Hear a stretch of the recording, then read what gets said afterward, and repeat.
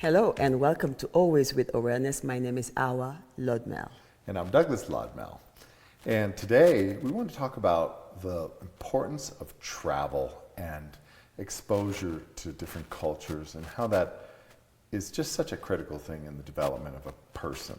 That's right. So, I mean, you know, for those of you who might not have seen us before, I was raised in America. I'm an American. You were raised in Senegal. Absolutely. But we have both been very fortunate to get exposed to really a lot of this world. Yeah. And I just wanted to ask, you know, how did that affect you? What was the impact of that? Do you even remember like the first time you traveled and how it changed your mindset or how you saw other people? That's a long time ago. I was born and raised in Dakar, Senegal. The first time I left home, I was 14. I remember going to Italy, actually, visiting my best friend. And I say hi to Nyanya and her family. And it was beautiful. It was just amazing to be in a different country. Not much with the different people, because I was already in Dakar, as the capital of Senegal, with the big port. So I grew up already being in touch with a lot of different people, culture, black, white, Asian, you know. There was a very rich childhood already with different types of food. And my mom, uncle had left and went to the war and came back with different types of way of cooking. So I didn't go the first time to Europe thinking, oh my God, everything is new. But was different is, of course, the cities, being in a big city, the architecture, the loudness of the Italians. Yeah. You know, and it was just very enriching. Yeah. I mean, that's where I got my love for traveling, and I was inspired by my brothers and sisters, my elders who were already left home, and you know, then I went back. It was Paris, and I traveled a lot, and I think that opened me to the point where I could live in America now, almost full time, married to a white American. The super gringo. Super gringo. And I think all of that is just exposure, you know, exposure. But there is exposure, but there's also letting the place where you are and these new people touch you and inspire you. Because I'm not saying that everybody that travel will be changing or practicing new things. You know, I've seen people that travel all over, but nothing had changed. Yeah. They still eat the same food, talk to the same friends. They're very nostalgic of their past. And that wasn't the case for me. And I love traveling, and I love being touched, inspired by other cultures. Yeah. Yeah, absolutely. Well, I mean, for me, I think it's more dramatic because I'm an American, because I was raised in a place where half the people don't even have a passport. That's right. And to travel, the first time I really traveled, my dad took my brother and I around the world. So That's a gift. we literally started in Europe, and we traveled all through Europe and drove through part of it and stayed, but we really stayed. We stayed for a week at a time here, and then we went to India, and then Asia, Hong Kong, Singapore, Wow. all the way back around Hawaii, and almost everywhere we were staying with friends, locals. I got back from that trip, and I know my brother got back from that trip because he doesn't even live in America now. I mean, that affected him. It affected both of us a great deal. Yeah. But it really changed my perspective, and my first thought was, every child needs to do this. That's right. And I was 16. I was 15. I was just at that age where it was very impactful, but I was old enough to see it. Yeah. Not so young that it was just a blur like when you're 7 or 8, but those teenage years, and I tell my own kids now, our kids get a lot of travel. their cousins live in Europe. Yeah. Our son went and lived in Europe for a year. Our daughter speaks Wolof and French. And, Yes. you know, they're very traveled because of our lifestyle. That's Because right. of our family, because we go to Africa, because your family is still there. And we're very connected. But I tell them, go. I tried to convince our daughter to take a year off, a gap year. I'm like, go travel the world. And, That's right. you know. Yeah, I think that lowers a lot of fears that is being sold Yes. as people being strangers to you. Yeah. I live in a world that I know most people do not live. And when I say in the world, it is within me, Yeah. my world. I do not have any fear of any other humans, Yeah, you know. for sure. And that opened me to speak today 4 languages. I feel like it's amazing. It's The amazing. minute you speak somebody's language, and you don't care how you're speaking it, Yeah. there's a connection. You right don't there. care. I don't. If you're trying, they're connected. Exactly. If you're even trying, they're Yeah. connected. That is one of my biggest wealth, I believe, is to be able to connect easily with people. And that wouldn't have happened if I did not travel and meet other people. And when I say meet other people, is go to their homes, make sure you talk to the strangers on the street, ask questions. Like I said, let yourself be touched, moved, and inspired. Yeah. Most people, they might as well stay in America, because if you're just going to a cruise and you're staying in the hotel where you're all Americans and you're afraid and barricade yourself because you're afraid that somebody will steal or rob. I'm not saying it's not there out to some places, but most of the world is not like that. Yeah. Really. I mean, it's not. Yeah. It's not like they show us on TV.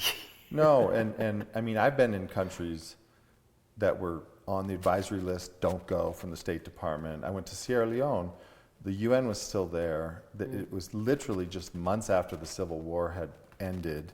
There were people with guns and checkpoints, and that affected me a great deal, because what you see on TV, it's just like, if you just take a camera and only shoot the action, you miss the whole rest of the experience. Absolutely. And even in a place that was still not advised to go to and was not safe, That's right. I felt incredibly safe. And it also just changed my context of the way I saw the news. And today we don't watch the news. It's because it represents this very slanted, all news, very slanted, fear-based trigger to try to keep you watching, so that you keep watching, so that they can sell more advertising. Yeah. And so we just don't watch the news, because it's not a fair representation. But when you go to a country that is in the news and you feel it for yourself, That's right. it is radically different. That's and when right. you talk to the people, I think what I learned the most about traveling is just how much we are all the same. We are all the same. I mean, I have laughed and joked with people that I don't speak their language, and it's the same jokes, and what's funny to my me is God. funny to them, and you're translating, and sometimes you're not even translating, you're just acting it out, and Yes. it's amazing. That's it's right. amazing. It just changes your world, makes you less afraid of people, Yes. less afraid of what's happening in the world, less focused on this negative storyline that's out there, that somehow we all need to be afraid of everything. Yeah. It's not true. It is We not. don't need to be afraid of other people in this world. Other people are the gift for us. And, Yeah. you can't get to it without traveling. No, you cannot get to it without traveling. And again, I went to Haiti right after the big Earthquake. Yeah, and that's a no-go place, That right? was a no-go place. And I had the most amazing experience. Yeah. I was touched by the people, how they lived. I see the connection there. I had less fear, because the fear was built within me. But if I just stop and watch for what it is, and not adding my drama, my story, my emotion to it, everybody was fine. Yeah. They were fine. Kids were laughing. Even under the rooms, they were laughing. Yeah. The mothers were cooking. I had an epiphany. I was in a taxi leaving Haiti, the town where we were building. Port-au-Prince. Oh, Lacaille. Lacaille. Yeah. Leaving Lacaille for Port-au-Prince. Yeah. I'm in the taxi. It's a sunset. And it's almost like I could feel a voice inside of me just say, turn around. And I turn around and I look at this man. He was standing at the red light and he had a bowl of soup. It was if I could feel what he was feeling in the midst of all of this. If I was picking up his thoughts, and his thoughts were, I'm going home to have dinner with my family. And I smiled and I laughed and I said, all this fear that they're selling us, human beings are resistant. So beautiful. It's almost like we get tested when those things happen. You have to go there to be touched, moved, and inspired. Yeah. I would wish for every one of you to go to those scary places that you have built in your mind and go see for yourself. See who you meet there for yourself. That changed my life about Haiti and Haitians. I was like, yeah, they're just like us. They prepared. Just like I was preparing for a hurricane in Miami, it happened to hit, but it doesn't make them scary. It doesn't make them poor. It doesn't make them needing me. I mean, there was no need. There was more, if anything, respect and connection. Yeah. That was amazing. And the same thing they're selling us, they were selling them. Yeah. Because I remember being in the restaurant, and there was this beautiful black girl who was the servant, waitress. And she's serving me the food, and I was complimenting her, telling her how beautiful she is. And you know what she said? No, you are beautiful. I said, no, you're gorgeous. I see myself in you. She's like, but I am black. I'm like, but what am I? I mean, it was just to tell you how conditioned the mind can be, where she couldn't see that I was black too. Yeah. Like you can do it. You can travel. You are not black. I'm like, I am black. She had to stop, and I can see her brain go zzz. And she looked at me and she said, you're right. I'm sorry, but I feel like I am not you. I can't do it. I said, yes, you can. And in that moment, we share a very precious moment. That girl today had changed her life. She stopped being a waitress and go for the passion of her life, which was to do hair, or I don't remember exactly, but I remember after leaving Haiti that she had shared with me how she went back home, ran home, talked to her grandma and her mom, and it was just like she was realizing that what she was sold about herself was not right. Yeah. So sometimes you don't need to travel, but people travel to you. Well, you don't know also what gift you are to someone when you travel. Absolutely. I can tell you. Now, and the places that impact me the most were not Europe, not going to the islands in Greece or going to, London or Paris. It was going to Africa. It was going to Bolivia. It was going to Haiti. It was going to the places that are not on the tourist map. that when you go, you are meeting people that don't see you very often, or maybe never have seen someone that looks like you. That's right. And you're connecting with them, and it changes the context, because when you go and you live for even a week, it's a life-changing experience for everybody involved. That's right. And we all move. Yeah. The fear is lessened for all of us. We all are lowered. And let me tell you, as an American, going to Africa the first time, I didn't realize the prejudices I had as an American until I tried to apply them in Africa. And they didn't work. It didn't because work. everyone was black. Yes. And therefore, I could not apply any prejudices because I didn't have anybody else. So it would just. You were the minority. I was the minority, but I was also, nothing applied. Nothing of my old prejudices of growing up. And if you think you don't have any, just travel and you'll see them. You do have them.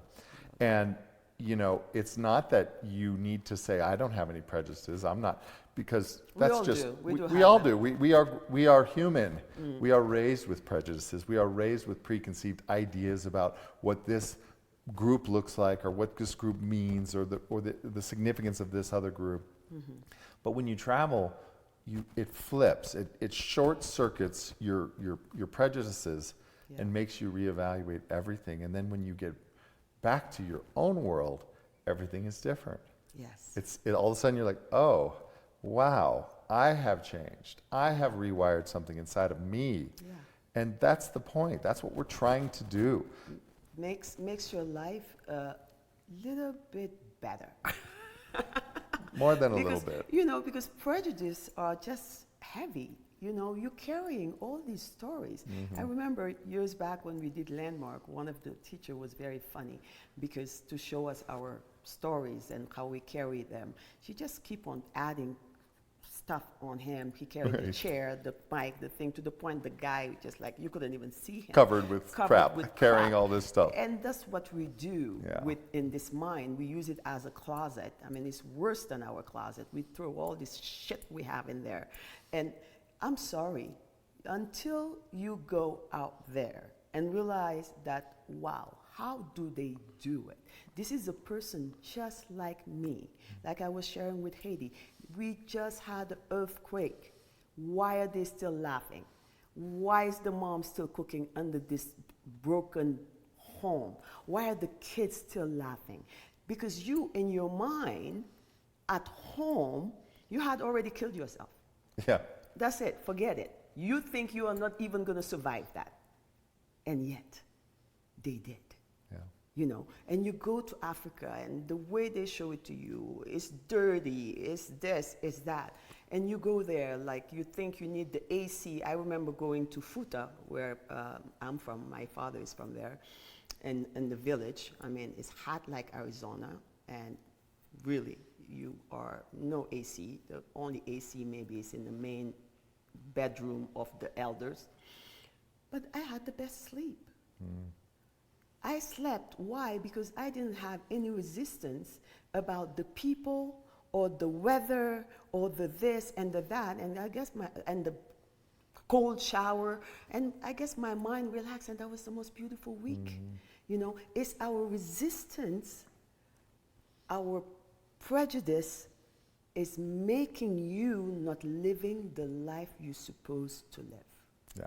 It's as simple as that. Resistance equals suffering. Suffering. I remember getting in a car in Africa. It was an old Mercedes, and my brother's as big as me. The guy we were with was as big as both of us, and then the driver is this tiny little guy. But we're all three big giant guys trying to sit in this little car. We had our knees up to our face, and we said, how long is this going to take? It was like 6 hours.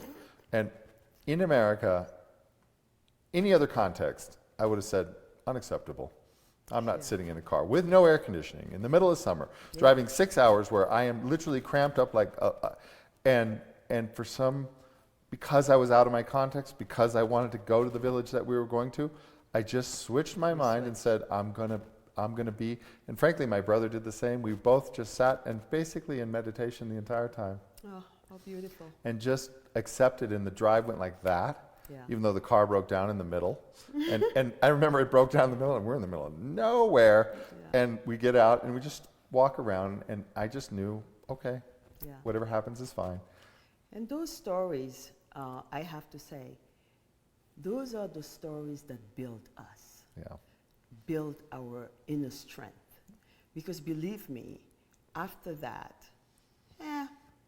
I can be in any home if there is no AC. It's okay. I'm not going to die. Right. I'm not going to die because I'm going to be showering with cold water, and now the thing is cold water is good Everybody's for you. Saying, shower in cold water. Exactly. I'm not going to die because I'm on a mattress on the floor. Even having a mattress on the floor for some people is luxury. Yeah. You are on the floor, period.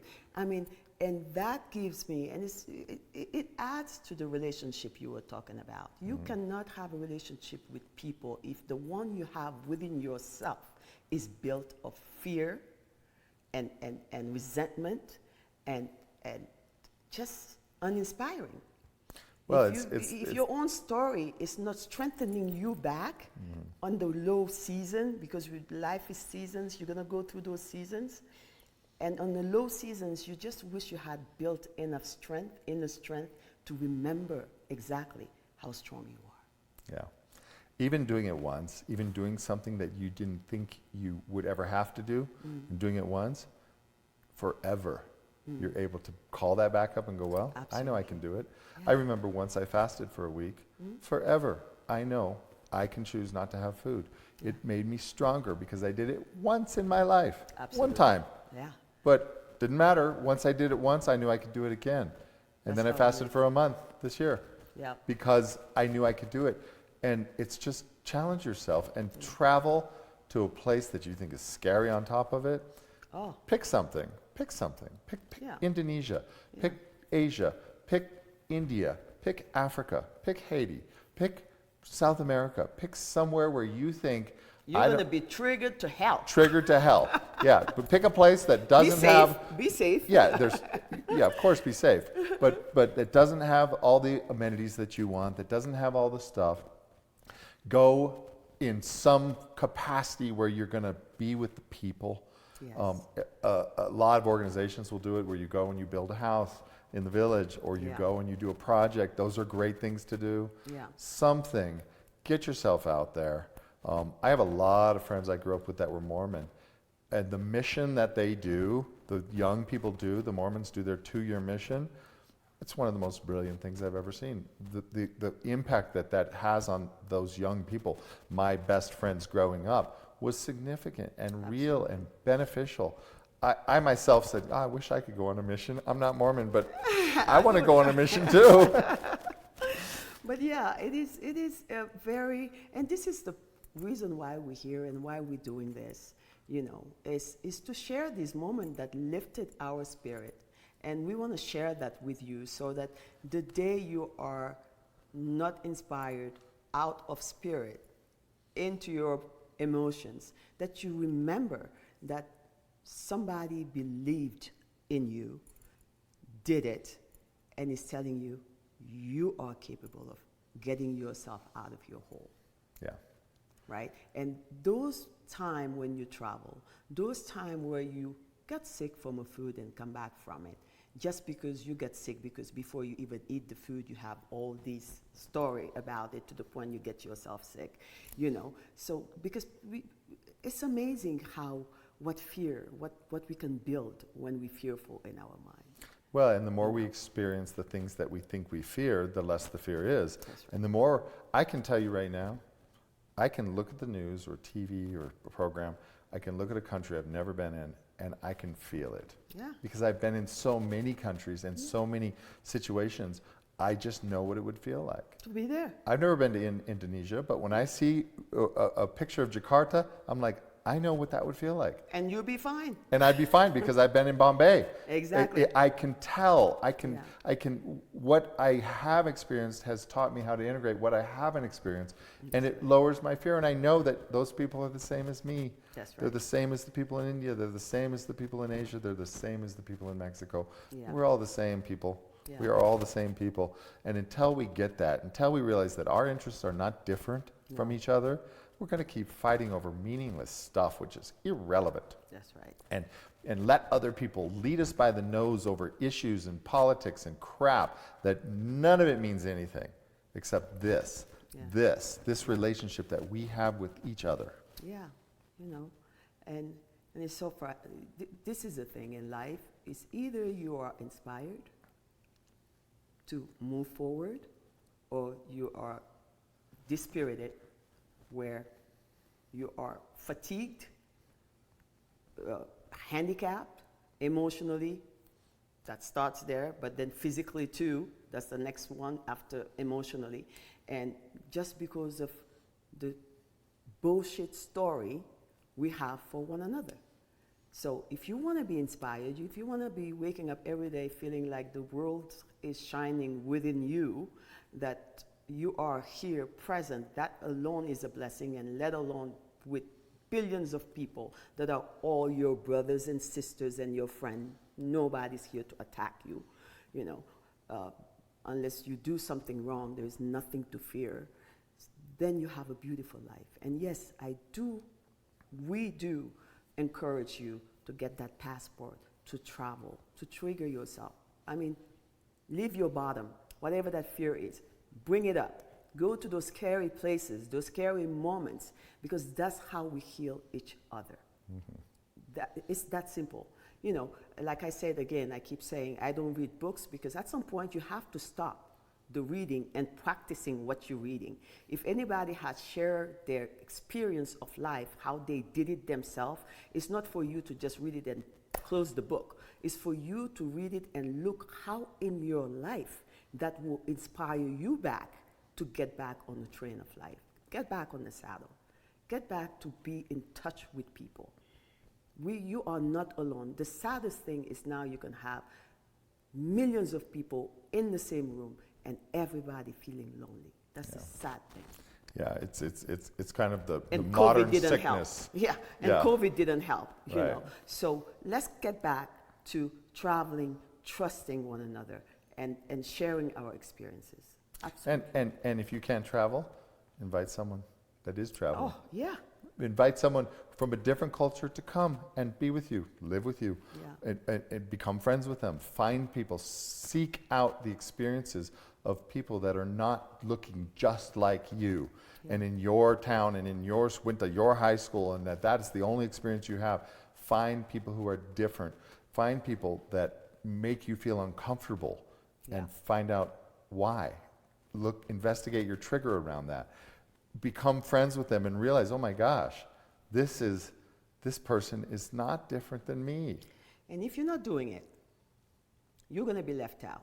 Because the way now with technology, and the way I see this new generation now, how they're very open, I mean, there's no borders for them anymore. Yeah, the I don't young know ones. who has borders, but it's not this new generation. Yeah. They're going to travel, they're going to meet other people, they're going to bring you black, white, Asian, whatever. So get on track, open yourself, because you never know what the universe will serve you. Yeah. I was blessed to have parents that were very open-minded, and in my home there was every culture you can think of that come through it, you know, because like I was saying earlier, Dakar is a big port. Back then there was no airplanes, it was just the boats coming there, and almost the whole boat was eating from my family. So we seen Russians, Italians, Americans, you know, and today that made me this person that not only speak different languages, but is not afraid of people. And to top that, I was raised with an aunt that was mute. Oh yeah, deaf. And deaf.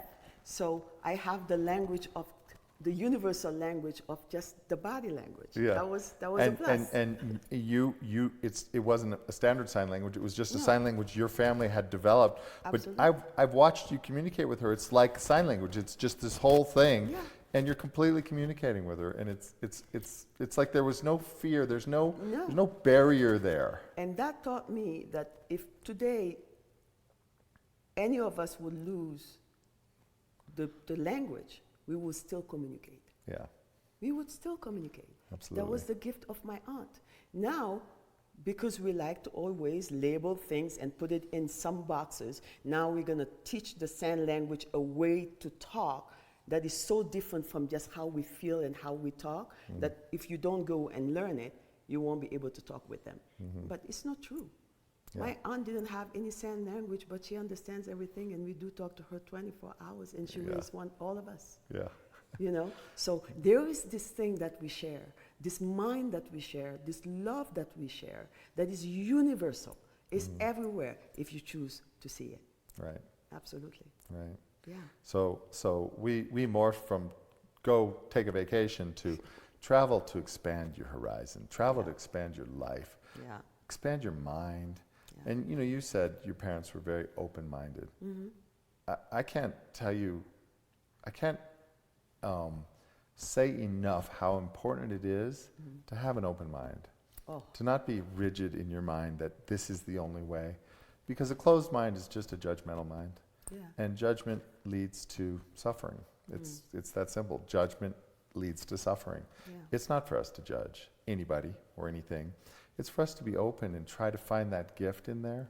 What is it that we're being offered by the universe? What is it that we're here to hear?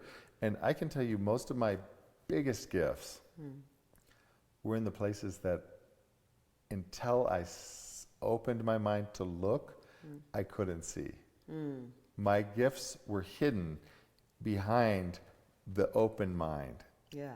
I had to open my mind to find them because they were all there. Yeah. But as my mind was closed, that this is the right way to do things, and this is the right thing, and this is the way these people are, and this is the way I am, and all that, till I started questioning that. That's and right. investigating it and breaking down the barriers by putting myself in situations which my prejudices didn't apply. All of a sudden my mind opened, and there was the gift. Yeah. To the point where I end up married to an African Right. goddess. Well, this is the thing. It's judgment we will all have. But it's not for the other person. Yeah. It's for you. It's for you to see where your next work lies. Right. When I see myself judging anything right now, which is a judgment is just a label. It's that's just all. a thought. It's just a thought, good or bad, by the way. Even Yeah. the good ones, you have to stop and say, is it true? Right. Is it still serving me? Even a good one. Oh, they're equal. Exactly, they're equal. So it's not to erase it, it's not to fight it, it's to be aware of it. When we're aware of something, whatever it is, we feel connected to it in a different way. That awareness is the reminder of who you really are. So, and to have that awareness, you don't stop the judgment. You cannot. You cannot fight it. You cannot. You cannot erase it. You cannot. But you can look at it with no judgment and say, look at me thinking this. Yeah. It's just a thought. That alone. That just alone. permissioning yourself Yes.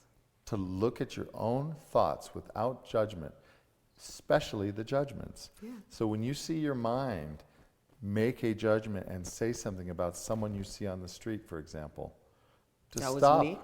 and say, oh, that's interesting that my mind said that. Yeah. All of a sudden you've separated yourself from that thought, and it's no longer you. That's And once it's no longer you, it no longer makes you feel bad to have thought it. That's right. And so your guilt around thinking it is now removed, and then you can look at it and say, oh, is that true? Is that true that that person is a bum? Yeah. That that person is a drag on society? Is that true? Yeah. And all of a sudden I get to actually ask the question for real. See it instead of over just making the assumption that my thoughts that come Exactly. are true. And, Yeah. Course in Miracles says none of us have had a wholly true thought ever. Ever. So I take that to heart and I say, well, none of my thoughts are true. Yeah. None of them. Well, that was the gift in Haiti. Yeah. I mean, the fear that had built up within me with the people that I was with, like, oh, don't go to certain places. And that night we were going to Port-au-Prince. There was already, and Port-au-Prince. No lights, no no power, lights, no no nothing. power. We were going to a hotel with no lights, no power. The fear was so big, and it was just like a gift. Like, it was so built up that something had to let go. Yeah. And to let go was to just see that man with the bowl of soup crossing the street. And when I connected with that, I realized I was just surrounded by people just like me, going on with their life after a hurricane. There was nothing else. Yeah. And that was the beauty of it. So again, travel, get the passport, go eat the food you're so afraid of, you end up loving it just like your mom. Oh my God. Go eat the real food. Exactly. Ask questions to people that you think they're different than you, and then you realize how much you have in common. Yeah. You know, Yeah. it's amazing. Yeah. So. Yeah. And if you have a hobby, if Yeah. you're a painter, if you're a surfer, if you're like to do video, bring your hobby. Do it there. Yeah. Share it with them. That's right. Invite them into your world. If you play an instrument, bring the instrument. Just go and be in the community of the world in a place that you never thought you would, and see what happens to yourself. See what happens, and please encourage your children to do this. Yeah. Please don't keep them home. Don't make them feel like America is so great that they don't need to investigate the world. America is great. I love America. I love the idea of America. What we have done here is unbelievable, and I'm very proud to be an American. Absolutely. But I would be a poor American had I not traveled. I am so much more wealthy as a person because I traveled outside of America. And then I'm here because I choose to be here. That's right. Yeah, and that frees you to have a choice too. Yeah. That's right. I'm free to choose. Free to My choose. brother chose to be in Portugal. Free to choose. Free to choose. Yeah. So. Yeah. Well, great, Daddy. Yeah. So thank you again for joining us in our alternate location. If you hadn't noticed, we are now in Colorado.